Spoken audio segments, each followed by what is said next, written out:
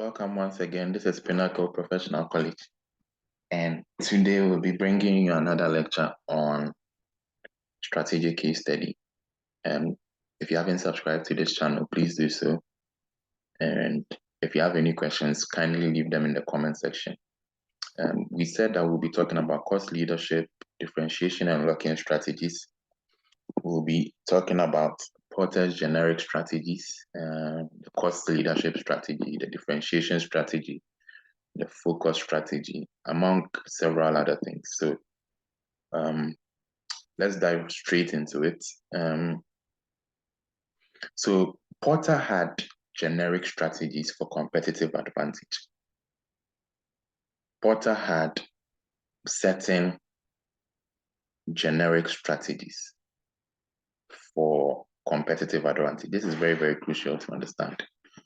So Porter has suggested 3 strategies for sustaining competitive advantage over rival firms. You have number 1, cost leadership strategy. Number 2, differentiation strategy. Number 3, focus strategy. Usually people would have heard of the first 2, but the third one is not something we talk about frequently. So please keep that in mind. Focus strategy. Porter argues that sustainable competitive advantage is achieved by offering customers a value proposition.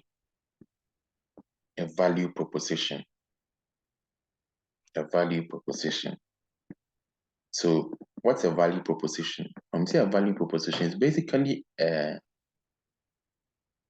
set of benefits that the product or the service will provide. Right? So that's a value proposition. So the way you achieve sustainable competitive advantage is by offering customers a value proposition. So how can you create a value proposition? Number 1, through operational effectiveness. It means basically doing the same things better than your competitors. So you are looking at your operations here, right? So you are looking at your operations and doing things better than your competitors and providing the same goods or services at a lower cost, right? So you're looking at operational effectiveness. Number 2, through strategic positioning. It means doing things differently from your competitors.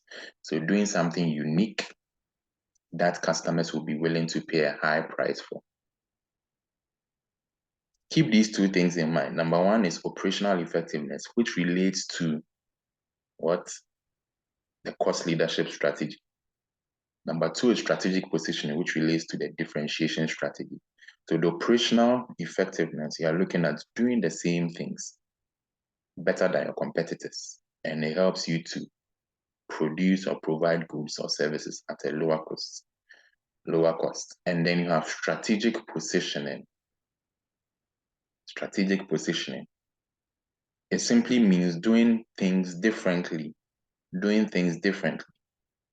from your competitors. So providing unique services that customers are willing to pay a higher price for.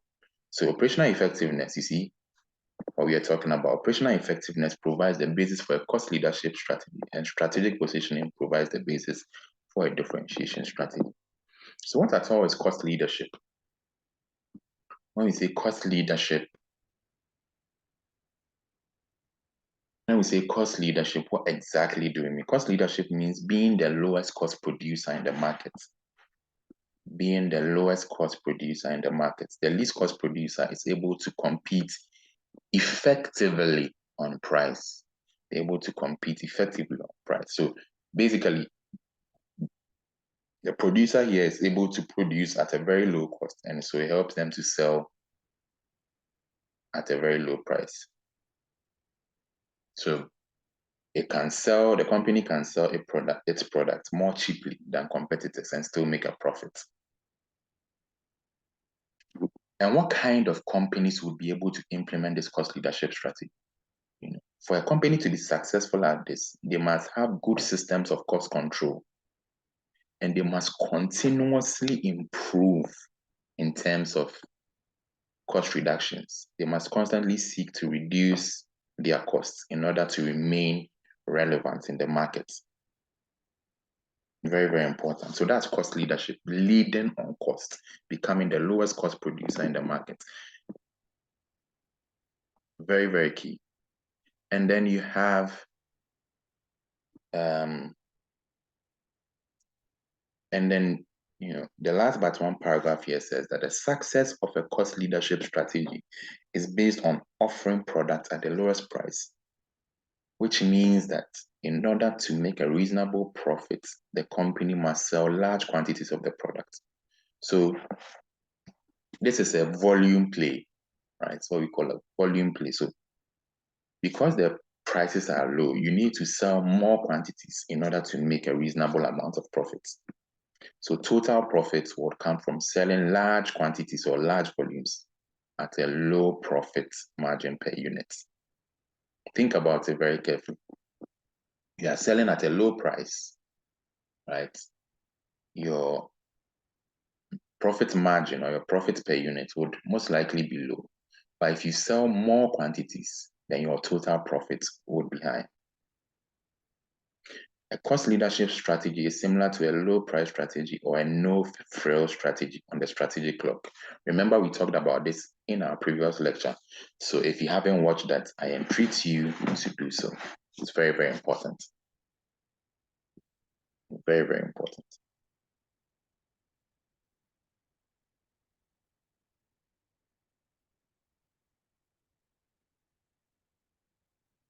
Now let's talk about the differentiation strategy. You can explain the differentiation strategy in relation to the strategic clock. For Porter, differentiation means making a product different from rival products. Right? So you are making your product unique, you are making it stand out, you are differentiating your product from other products. And by this, customers will be willing to pay a higher price for the product because they value the features that the product comes with. And to make your product stand out, you need to invest into it and you need to innovate. You need to innovate for your product to stand out. It's very, very crucial.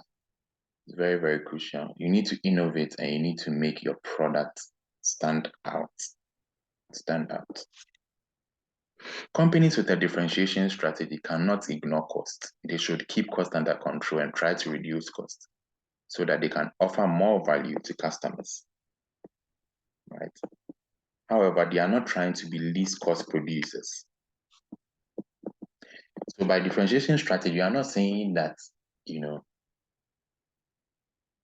companies who adopt this strategy do not care about minimizing costs. They do care about minimizing costs, but they are not seeking to be the lowest cost producer or the least cost producer. That's the key term.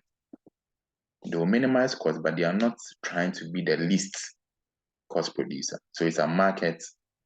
You realize that a certain company would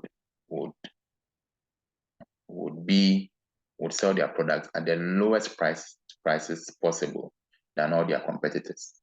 In the differentiation strategy, the companies here are not trying to do so, but they should consider keeping their costs under control. I mean, it's a wise thing to do as a company. Any company would keep their costs under control, but the differentiation strategy is not seeking to become the least cost producer. Rather, it's trying to give customers more value in terms of the uniqueness and the features that the product brings.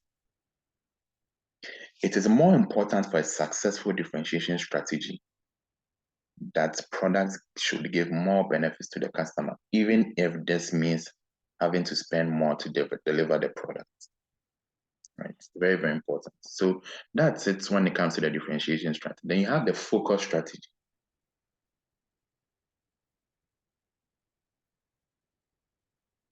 The focus strategy.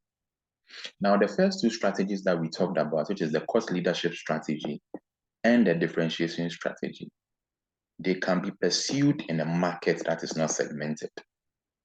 The market is not segmented. These two strategies are very good. However, when markets are segmented, what happens is that companies will select one or two or particular segments of the market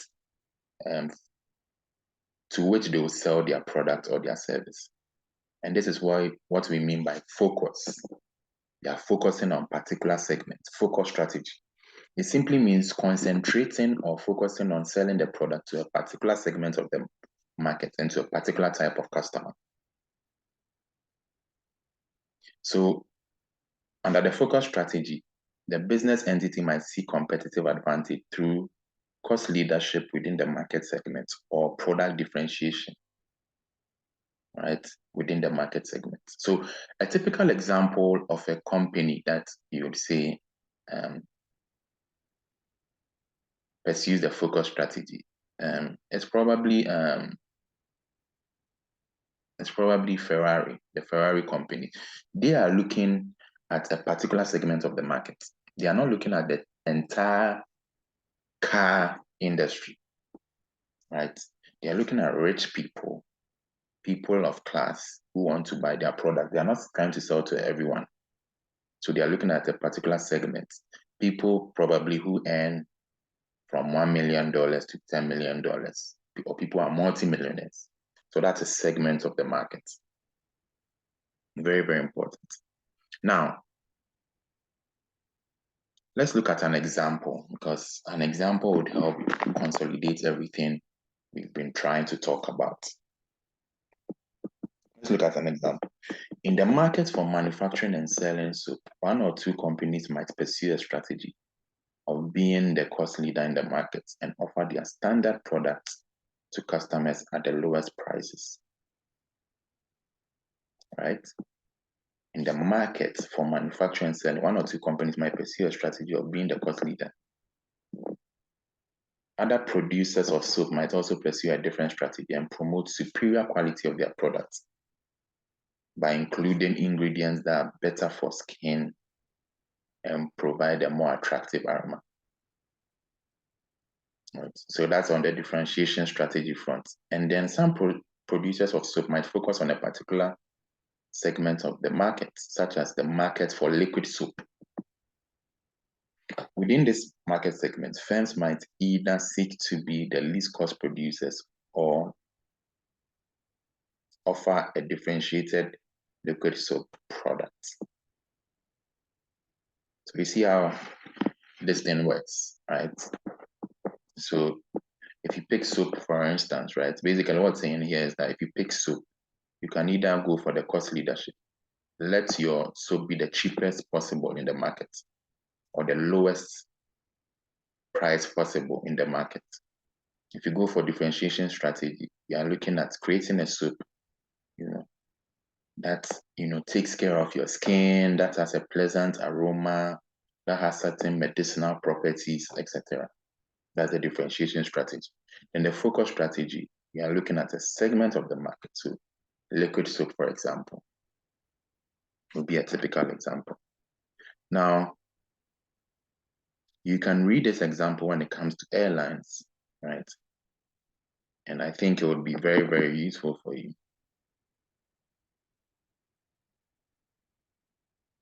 Now, let's move into Porter, his 6 principles of strategic positioning.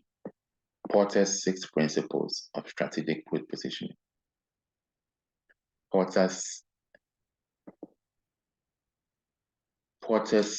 6 principles for strategic positioning.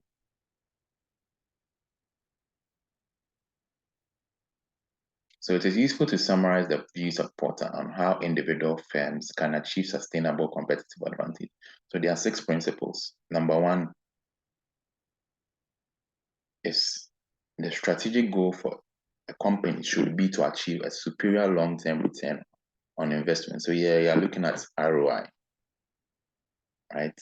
Return on investment. A company should not select as a strategic goal any other objective such as maximizing sales volume or maximizing market share on the assumption that high profits will result from this. Maximizing sales or market share does not necessarily provide a superior return on investments. You get it? So number one is a superior ROI. That's the first principle. Number two is a unique value proposition.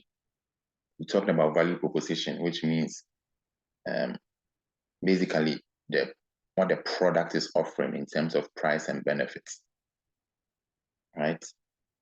What the product can do, or what the product sells. The strategy must offer a unique value proposition for the customer. This is a combination of price and benefits that the competitors do not and cannot offer. So number one is what? Superior ROI. Number two is a unique value proposition. Number three is a distinctive value chain. Remember, we talked about value chain. So if you haven't watched the videos on value chain, please do so, because it's very, very important. Value chain. It's important to understand the concept of value chain. So there should be a distinctive value chain.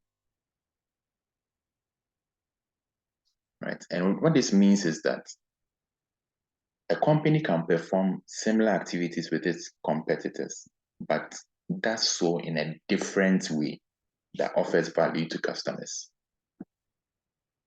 Same activities or similar activities, but a distinctive value chain would have the company doing things in a different way or performing the activities in a different way compared to competitors.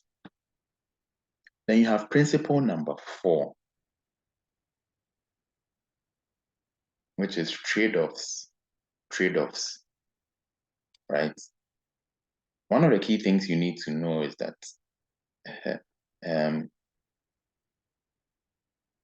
to select a strategy, it will involve some trade-offs. To select a strategy, it will involve some trade-offs. And this means that by selecting one set of strategic options, a company inevitably chooses not to select alternative options. So here you are trading off. So if you decide to go for this strategy, it means that you're not going for another alternative. So there is a trade-off between the selling price of the product and the benefit it offers. By offering one set of benefits, the firm is choosing not to offer others. So that's the principle of trade-off. That's the principle of trade-off, right? There's always an opportunity cost, as they call it in economics. So trade-off. Then principle number 5. The principle number 5 talks about linkage and connection, right? All the different elements in the strategy and in the value chain should link together. That's principle number 5. So on linkage and connection. Principle number 6, there should be continuity of the strategic direction. So when we talk about continuity, we are talking about consistency. The strategic direction and the strategy that has been chosen has to be applied consistently. You should not be changing strategies here and there. If you are always changing strategies, you will never achieve anything. There should be continuity and consistency in terms of the application of the strategy. So these are 6 principles. Very, very important. Number 1 is what? A superior ROI. That's number 1. So anytime you are asked for the 6 principles of strategic positioning, you know exactly what to say. A superior ROI, a unique value proposition, a distinctive value chain, trade-offs. The 5th one would be linkage between the strategies and the value chain. And then the last one is the one we mentioned, which is continuity and consistency of the strategy. If you have any questions around this, please don't hesitate to leave a comment and I'll explain it. Now let's look at target market. An entity must decide which market or market segment it wants to target. Right. So it's very, very important. Very, very important. So An entity would decide on which segment of the market that it wants to target. It cannot sell to the whole world and sell to a certain segment. It must identify the total market for the product or services that it sells, right? It must identify the total market for the product or services that it sells. It must recognize the ways in which the market might be segmented. It must decide which products it wants to sell. And it must also decide whether to try to be the market leader and what kind of strategy it wants to pursue. Right? So this is very, very important because a company must choose a target market. First of all, they must know the total market, right? The entire market, they must know it. And they must be able to see how that market is segmented. So if you look at the car industry, for instance, the car industry is segmented, right? For example, Toyota has a market, Ferrari has a market, Lamborghini has a market, and let's say Tata has a market. There's a tipper truck market or a tipper truck segment, and there's also a luxury car segment. These are all segments. So the company must then go ahead to decide whether to sell its product to all the customers in the market and decide whether to try and be a market leader or pursue a differentiation strategy. So these are all considerations that the company must make. Now, you might have heard the term market niche. A market niche. A market niche is simply a small segment of a market. An entity might target a market niche and expect to achieve its corporate objectives by selling its products and services to that fairly small number of potential customers. So a niche is simply a small segment of a market. It's a very small segment of a market. That's a niche. And sometimes companies would only sell to market niche or market niche. So you have leaders, you have followers, you have challengers, and you have niches. A business entity can be classified as a leader, as a follower, as a challenger, or as a niche in its market. So who is the leader? The leader is basically the company that sells the most products in the market. So Coca-Cola, that's a leader. Then you also have a challenger. So you must look at this in context of your case study, right? Not just memorizing these things, but you need to know what kind of business entity are you analyzing. Is he a follower? Is he a challenger? So what's a challenger? Challenger is an entity that's not a market leader, but wants to overtake the market leader and become the market leader. So that's a challenger. You have a follower. A follower is simply, a company that does not have any ambition to become a market leader, right? But what they do is they follow the strategic lead provided by the market leader or the challenger. So that's a follower. A follower does not want to become the market leader. They only follow the strategic lead provided by the market leader or the challenger. What a follower tries to do is they try to differentiate their products. Then what's a niche or niche? A niche is an entity that targets a particular segment, like we talked about. A niche is a small market segment. It's an entity that targets a particular market segment or market niche for its product and does not have any strategic ambition to gain a position in the larger market. So that's it. A niche basically looks at a small segment of the market, and they are not trying to gain a position in the larger market. They are focused on that small segment. It's very, very important. Now let's move on to product positioning. Product positioning. The concept of product positioning is now widely used in market. Right? However, the idea originated in the late 1960s by Rees and Trout. So when we say product positioning, you are positioning the product in the mind of the customer. That's what you are doing. You are positioning the product in the mind of the customer. Positioning the product in the mind of the customer. Rees and Trout argue that customers receive vast amounts of advertising information, but they will only accept the messages that are consistent with their existing knowledge and experience. So do you get a picture? Now, one of the things I should have mentioned is that product positioning, right? Product positioning is created. One of the key ways product positioning is created is through advertising. When companies advertise, they are trying to position their product in your mind.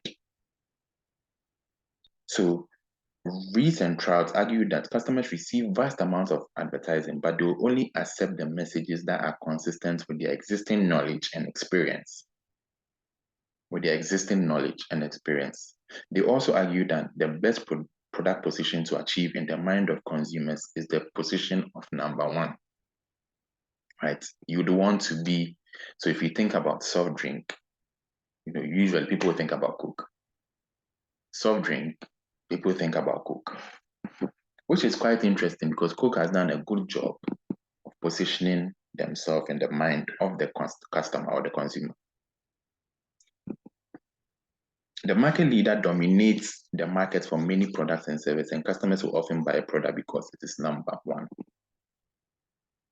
It's very, very important. Being the number one. When an entity is the market leader, it should want to maintain its market leadership.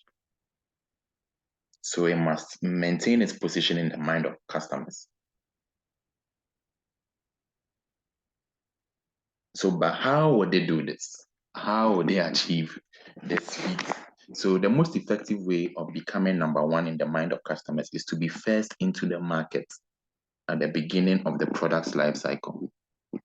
So usually products that came into the market first would be known by the market because they've been in the market for a while and people trust them. So Coke has been, existing for ages, and probably that's one of the reasons why it's imprinted in the mind of customers. If this is not possible, right, an entity also needs to create a new image for its products that will enable it to take over as the perceived number one. So you can do this by creating an image for the product. So there are new products that have come along the way where they've been given a new image. And so customers are able to see it see the product in a different light. That's positioning the product in their mind. So the first way of becoming number one is to be the first in the market. First in the market at the beginning of the cycle, or creating a new image for the product. Very, very important. I hope you get the idea. So we've talked about being number one. We've talked about how to achieve that. Now you have being number two. Being the number two. Being the number two. Being the number two. So what do we mean when we say being the number two? Being the number two.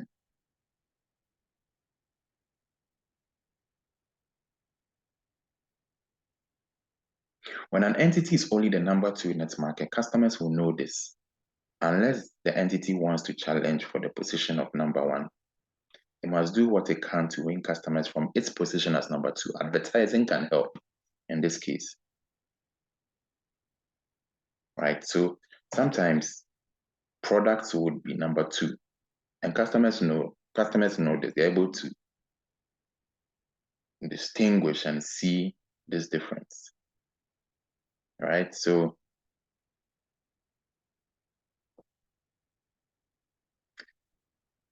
So unless the company wants to challenge for the position of number one, it can do its best as number two to win the customers. It can win as much as possible, but they can do a lot of advertising to achieve this as well. So in the US, for instance, the example given here, Avis has been number two car hiring company and Hertz has been number one. Avis has achieved a position as an attractive number two by recognizing its number two position, by offering something better than number one.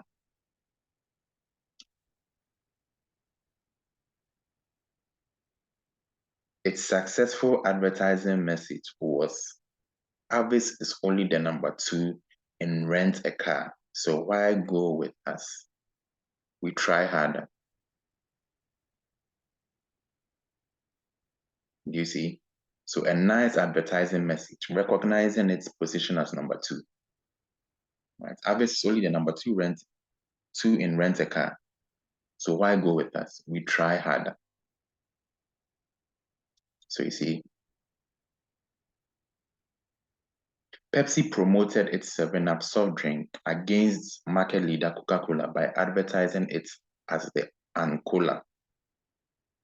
This recognized that it was not the number one soft drink, but offered customers the attraction of not being cola. So you see, basically they are pitching themselves against the market leader, right? So Pepsi, they managed to promote 7-Up by advertising it as Cola, like the fact that it's not cola, just like Coca-Cola, right? So by recognizing that it was not the number one soft drink, but offering something more than cola, all right? Offering something that is not cola, they sought to attract customers that way, which is a very, very interesting and dynamic, right? So I hope you get a picture. So if you have any questions on this, you can ask in the comment section. So that's a way, that's a way of, positioning when you are number two. So let's look at product positioning for followers and niches. Rees and Trout argued that entities that are not number one in the market should try to find a way of being number one in a particular way. Right? If you are not number one in the entire market, you can find a way of becoming number one in something. It is much better to be seen as number one in a market segment than number five in the entire market. It's just like students in a class, right? If you cannot be number one in the entire class, you can be number one in science, you can be number one in business management, you can be number one in strategy, but you are not necessarily number one in the entire class. That's the point they are trying to make here. To create a product position of number one in the minds of customers, entities might devise various marketing strategies. The approach recommended by Rees and Trout is to be the number one for a particular type of customer, such as the number one product for women or the number one product for businessmen. So for instance, right? I'm sure you might have heard this before. There are some newspapers that will say they are the number one for finance people, or they are the number one for investment bankers, right? Even though they are not number one in the entire newspaper industry, they'll say that they are the number one for investment bankers. Or even radio stations or TV stations, they might not be the number one radio station in the entire market, but they would say they are the number one radio station when it comes to gospel music, for instance.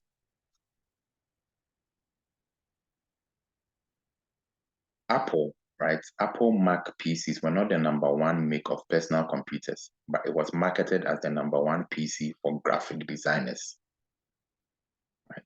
So that's a way to position yourself, even if you're not number one in the entire market. Now let's talk about lock-in strategy. A lock-in strategy is another approach for gaining and keeping competitive advantage. Right? So when you're locking in, think about it, you're locking in.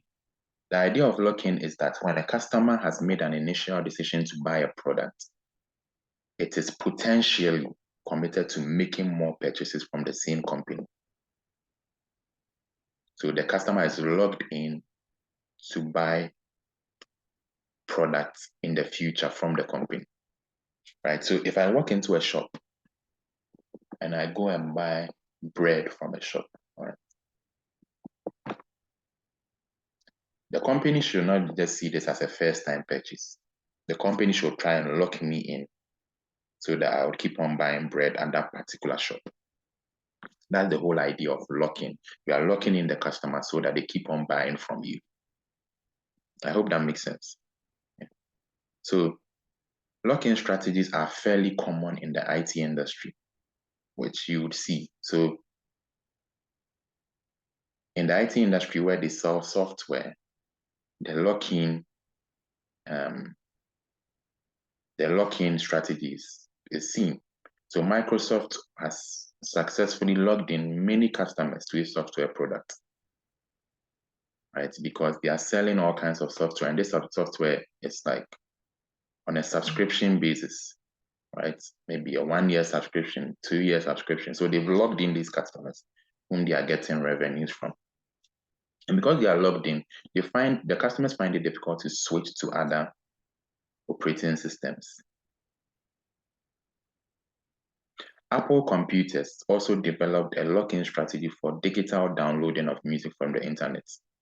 Its iTunes service cannot be used on non-Apple MP3 players or on most mobile telephones, right? So if you buy an Apple or if you want to have iTunes, you are basically logged in to Apple and you'd buy digital downloads from Apple. I hope that makes sense. So that's the whole idea of lock-in. A successful lock-in strategy often depends on becoming the industry leader, right? Such as Microsoft, right? Once an organization has become the industry standard, it's very difficult for other competitors to break into the market. So you can easily lock in customers once you become a leader. And you can start this whole lock-in process early in the product life cycle, right? You can start this so that you can gather or increase your customer base as you go through the product's life cycle. There's another type of lock-in strategy which is used by companies, right? So in the last paragraph, you can see here that it says, however, another type of lock-in strategy is used by companies that make and sell expensive equipment with a long useful life, such as military aircraft. Once a customer has made a decision to buy such product from one supplier, it is committed to buying spare parts and maintenance services from the manufacturer for many years into the future. I hope that makes sense. For certain products or certain equipment, right? Once you make a purchase from a company, let's say if it's an aircraft, right? You tend to buy spare parts and maintenance services from that same manufacturer. Right? So that's the whole idea of locking in. You are trying to get the customer to continue to buy from you. Yes. So this is where we'll bring today's lecture to an end. If you haven't subscribed to this channel, please do so. Please hit the notification bell. If you have any questions, you can definitely ask them in the comments section and let me know if there's any topic you would want me to cover or something else you want me to treat. Thank you and have a very, very good day. Bye-bye.